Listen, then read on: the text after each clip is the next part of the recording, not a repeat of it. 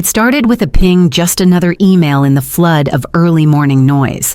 The subject line read, Comp Structure Review, Q4, and it was from Silas in HR. I almost deleted it without opening.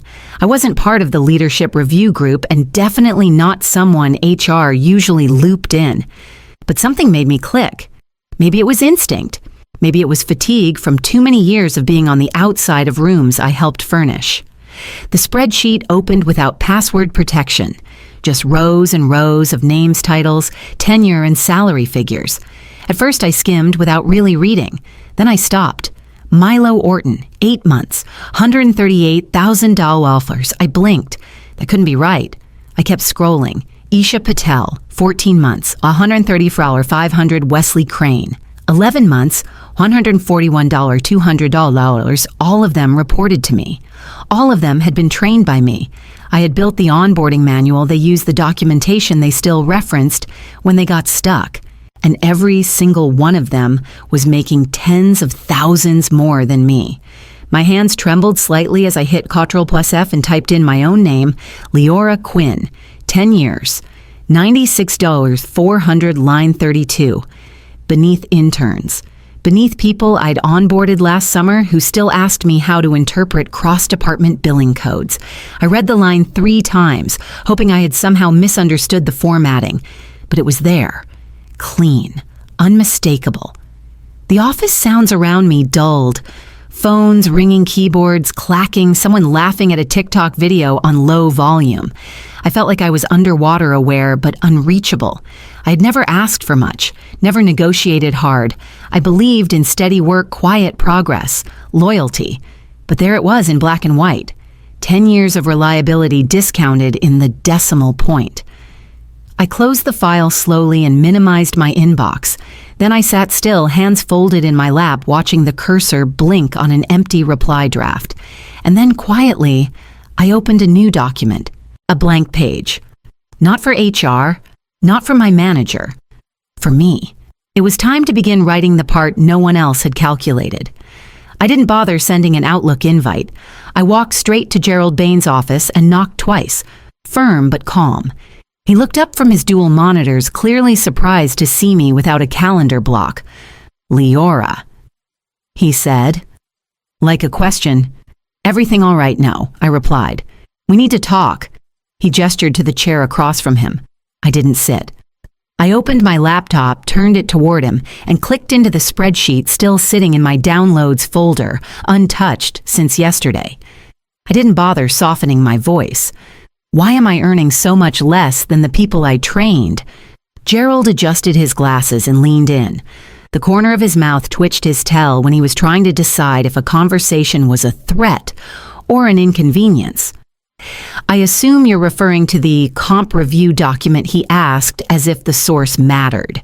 Yes, he sighed, long and performative. Leora, you know I can't comment on other employees' compensation. I'm not asking about them. I'm asking about me. He shrugged. Markets shifted. New hires are being brought in at different rates. It's not personal, it's company policy. 10 years, I said, keeping my voice steady. 10 years of designing systems they now manage, of creating documentation, fixing reporting gaps, handling outages at midnight while they were asleep. That's not market noise. That's memory. That's foundation. You got your standard increase, he replied, glancing at a corner of his screen. 3% last quarter, and they got 40. He leaned back, arms crossed.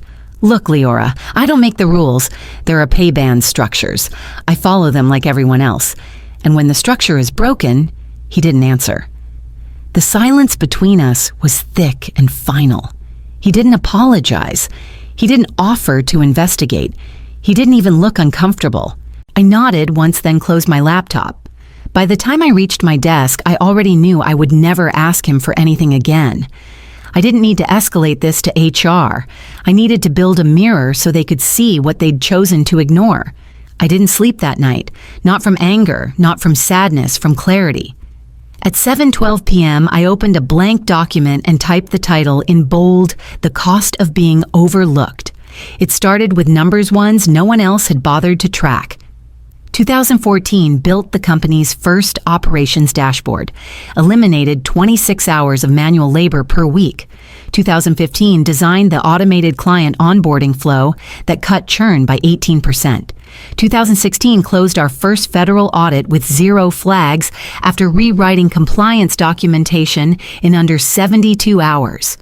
One line at a time, I reclaimed the parts of my career they had filed under routine. The late nights, the weekends disguised as emergencies, the holidays where I answered support calls from my in-laws' guest room. I pulled up archived emails, project logs, internal memos, each one a receipt they never thought I'd keep. I added screenshots, charts, timestamped Slack conversations. I even included a section titled, People Trained Who Now Out-Earn Me, listing their start dates, their current salaries from the spreadsheet, and the specific systems I had personally onboarded them to. At 1:23 a.m., I paused to refill my tea and stared out the kitchen window. I thought about the Saturday 5 years ago when I spent 12 straight hours rebuilding our vendor reconciliation tool from scratch. No one had asked me to. I'd just seen the cracks forming and knew if I didn't fix it, no one else would. That tool was still running. My name had never been attached to it. By 4 hours a.m., the document was 34 pages long. By 5:30, I had it professionally printed and bound at a copy shop that opened early for students and wedding planners. By 6:45, I was back home, showered and dressed in the charcoal skirt I'd worn to the executive retreat, the year I rewrote our entire internal billing logic, the one where they handed out awards to men who spoke louder than they listened. I placed the bound document into a clean manila envelope and slid it into my work tote. At 7:00 a.m., I locked my door behind me and started my car, the city still half asleep as I drove toward the office. I printed the resignation on linen paper. No theatrics, no emotion. Just 3 short paragraphs, 10 years of service, my final date, and a thank you that meant exactly what it sounded like, nothing more, nothing less. Next to it, I tucked a copy of the offer from Copper Light Systems, $152,000 base full benefits, and a signing bonus that came with a handwritten note from Cressida Walsh herself. She'd once been my mentee, now the founder of one of the fastest growing analytics startups on the West Coast. Her note said simply, "Let them regret what they missed." I slipped both documents behind the front cover of my bound dossier and sealed the envelope with a single brass clasp.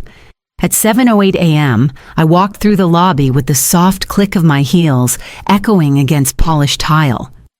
The receptionist hadn't arrived yet. Neither had Braden Kilmer, our CEO, but I knew the code to his office suite. I'd written the original security policy back in 2017. I stepped into the silent room, the scent of cedar polish and control in the air, and placed the envelope directly in the center of his desk. I didn't move. Anything didn't disturb the careful symmetry of his paperweights and awards. I just let the envelope speak for itself. Then I walked out, returned to my desk, logged in, and opened my dashboard like it was any other Tuesday. By 9:17, a ripple had begun. By 9:42, I saw 2 mid-level managers huddled by the copier, whispering eyes darting toward me. By 9:58, Gerald walked past my desk twice in a row, saying nothing but looking like he wanted to. I kept working. A vendor issue came in. I resolved it. A junior analyst sent a clarification request. I answered promptly. The machines kept turning because I'd built them to. And then, at exactly 10:03, my phone buzzed with an internal call from Braden's extension. I let it ring twice before I picked up, calm and clear. Leora Quinn speaking. The pine room smelled faintly of toner and panic. I stepped inside and closed the door behind me. Braden sat at the head of the table, hands folded tightly. To his left, Gerald looked like he hadn't slept. Silas Wong from HR was already sweating through his collar, and Marette Dane, the COO, sat with her usual unreadable stillness, except today her fingers were fidgeting under the table. No one spoke at first. Finally, Braden gestured to the chair across from him. "Leora, thank you for coming." I didn't respond. I sat, waited. He tapped the leather-bound copy of my document. "We've reviewed your materials. I must say it's extremely thorough." I know. Silas jumped in. We'd like to offer you a revised compensation package. Significant adjustment. A new title, Director of Strategic Infrastructure. A retention bonus, of course.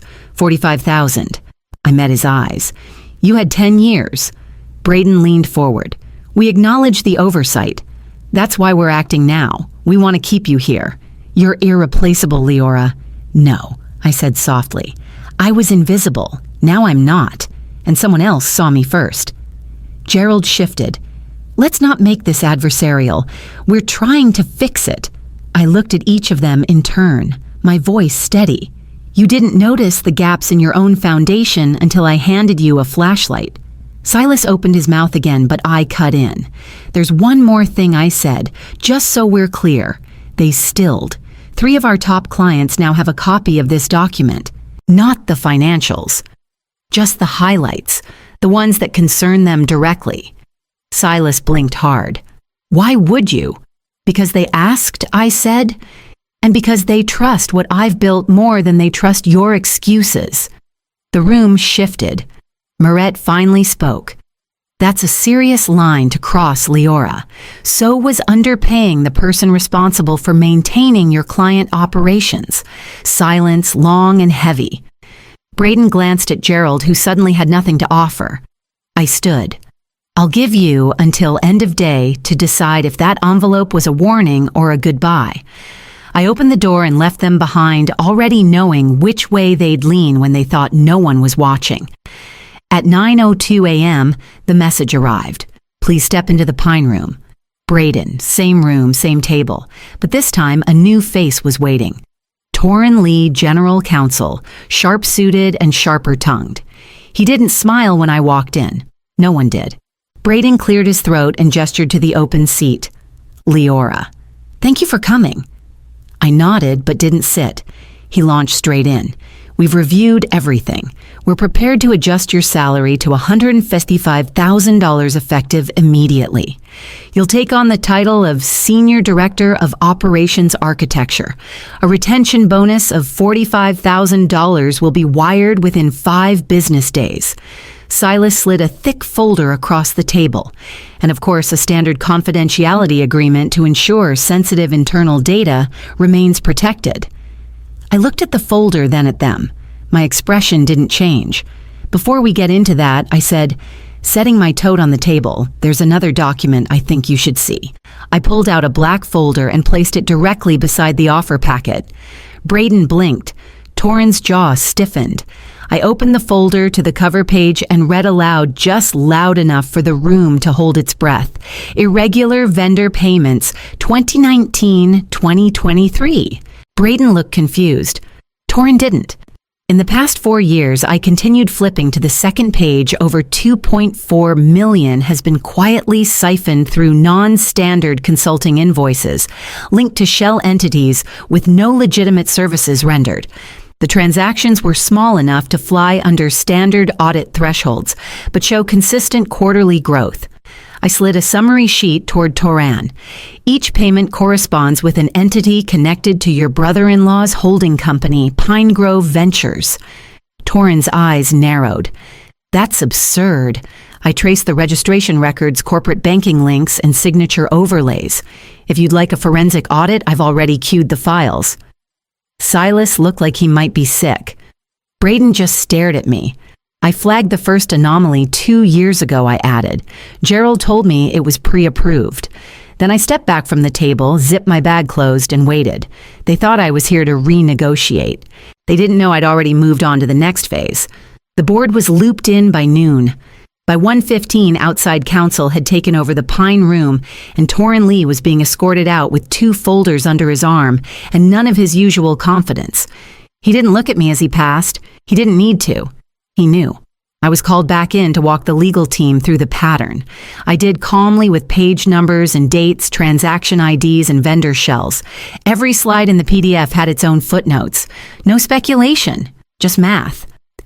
At some point during the flurry of calls and hushed hallway meetings, Gerald cornered me outside the break room. His tie was loose, his voice low. You knew this the whole time I looked him in the eye, since the day you told me to stop flagging the inconsistencies. He blinked like he'd forgotten saying it. I hadn't. I didn't think he started, then stopped himself. No, I said you didn't. I walked away before he could finish the sentence. I had no interest in his regrets now. By the end of the day, internal comms sent out a vague all-hands message about a temporary shift in leadership responsibilities. Someone from PR was overheard muttering something about optics and timing. I didn't care. At 5:03, I updated my LinkedIn to reflect outgoing Senior Director of Operations Architecture. 10 years. The views started rolling in within minutes. A recruiter messaged me before dinner. I didn't respond. I wasn't looking anymore. I already knew where I was going. I spent that night drafting my formal transition timeline. I wasn't going to leave a mess, even if they had left one for me for a decade. I listed each system I built, who now managed it, what had been documented, and what still lived inside my head. And then I emailed it to myself encrypted and backed up in 2 places. I would deliver it when the time was right, but on my terms, not theirs. And when it was all over, when the floor had finally stopped shifting under them, I planned to be somewhere else, entirely building, not repairing. My first day at Copperlight started with a glass of champagne. Cressida met me in the lobby, no suits, no scripts, just her usual fire and focus. She raised the glass and said, "To value, to vision." We clinked. And just like that, I stepped into a company that actually meant both. I was given a clean slate and a blank diagram. The board trusted me to architect the entire operational backbone of their next growth phase. No legacy code, no hidden agendas, just possibility. What had taken me a decade at my old firm, I built in 90 days. The difference, they listened. Every process I'd once fought to implement, every cross-department framework I'd had to justify now, welcomed before I could finish explaining. When I proposed transparent compensation bands, no one blinked. We implemented quarterly pay equity reviews and open mentorship tracks across teams. No more backroom bumps or whispered offers. People knew where they stood, and more importantly, they knew why. Clients noticed. They didn't just hire us for services, they stayed for the clarity. In every pitch, we didn't talk about disruption. We talked about infrastructure, the kind that holds when other systems fail. And I didn't just sell it, I had built it. Within months, Copperlight was outpacing competitors twice its size. Our retention metrics tripled, feedback scores soared, and internally something even rarer bloomed trust. I wasn't a quiet cog anymore. I wasn't the name that got left off reports or buried at the bottom of compensation charts. I was the reason new hires felt safe asking questions. I was the face clients requested in their meetings. I was no longer a loyal workhorse. I was Leora Quinn, chief architect of something that mattered. And every time someone thanked me for a policy that made their day better or a system that saved their sanity, I remembered what it used to feel like to be passed over without a second glance. Now I didn't wait to be seen. I designed the room and invited others in. The call came just after 7 p.m., 2 months after I'd started at Copperlight. The number was familiar, but I let it ring until the final second before answering. Leora Braden's voice cracked through the line, strained, hesitant. "We need help." I didn't say anything. He continued. "It's the systems, the infrastructure you built. We're struggling to understand how everything connects. The audit team is lost. No one can explain the load balancing protocols or the vendor integration architecture. Not even Gerald." A pause. "Could you consult?" The irony was almost laughable. They had ignored my transfer document, dismissed it when they thought I could be paid into silence. Now that the cracks were visible and their trust in internal leadership had dissolved, they wanted me back. My methodology, I said slowly, was detailed in the knowledge transfer plan, the one I submitted 2 days before I walked out. "I know," he said quietly, "but it's complicated. We didn't fully grasp the scope. You didn't try to." There was a silence on the line, thick and full of memory. "We're prepared to offer a generous consulting fee." he added quickly. Name your rate. I took a breath. Then just for a moment, I let myself feel the weight of what he was asking. My price, I said, was respect. He didn't reply. That window I continued closed when you decided 10 years of loyalty was worth less than a spreadsheet error. You don't need me. You need the version of me you thought you could underpay. Click. I hung up. Then I blocked the number. I didn't feel triumphant. I felt still, like someone who had finally walked out of a house that had been burning slowly for years, only realizing once outside that the smoke had been clinging to her clothes all along. Back at Copperlight, my inbox was full of messages from a new team building something that would last. I closed my laptop and watched the lights of the city stretch across the windows, each one a story flickering toward a different ending. 6 months later, the sun broke across a skyline I now called my own. Copperlight had outgrown its shared loft, and today we unlocked the doors to a space that carried permanence. Real ceilings, real steel, real roots. The front lobby smelled of fresh paint and possibility. A small crowd gathered as the coverings were peeled from the etched front glass. Leora Quinn, Chief Operations Officer. The letters caught the morning light just right. For a moment, no one said anything. Then someone clapped. Cressida beamed. I nodded once and held still, letting the moment find its own shape. Inside, my new office faced west. Not a corner suite, not a power play, just enough room to think clearly and meet eye level. My calendar was full. Expansion proposals, onboarding for new team leads, and a culture review session I'd personally designed. But before I dove in, I poured a cup of coffee and opened my news app. There it was halfway down the feed. Dreven Group, acquired by private equity firm at 1/3 former valuation. No mention of names, just a quiet business-like obituary masked as a deal announcement. The company I had helped build was now someone else's reclamation project. I didn't forward the article. I didn't message anyone. I just stared at it for a few long seconds, then swiped it away. They hadn't fired me. They hadn't laid me off, demoted me, or shoved me aside. They'd simply never seen me. Not really. Not until I left and made myself unforgettable. A soft knock at the door pulled me back. Leora said one of our new interns holding a stack of orientation folders. Where should these go? Right here, I said, clearing a spot. Thanks. She lingered a moment. Also, I just wanted to say, it means a lot having someone like you up here. It makes the rest of us believe we're not invisible. I met her gaze. You never were. And as she left, I glanced once more at the etched name on the glass. Not a reward, not a gift, a receipt written in full and paid for in silence no one would overlook again.